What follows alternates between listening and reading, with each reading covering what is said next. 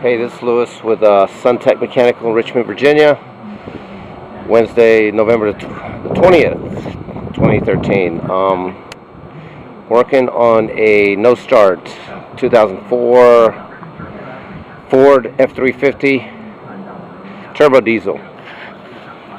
So far, spent a lot of time repairing problems, layers of problems. No communication.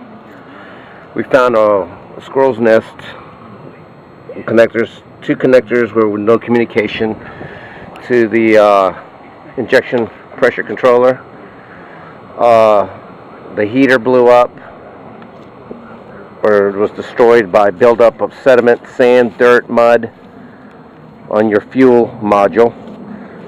We had to replace the fuel filter or the fuel pump.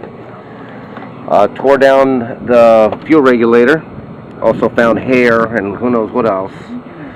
The spring was completely locked up, which was bypassing straight to the tank.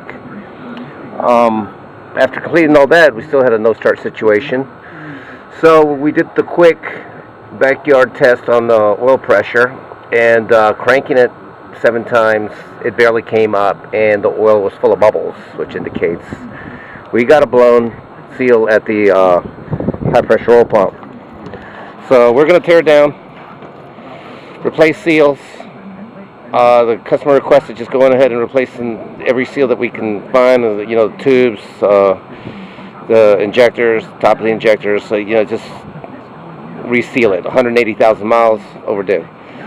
Other than that, the truck ran fine. He said it ran rough, terrible gas mileage. We'll probably have a new truck after this job, so see how it goes.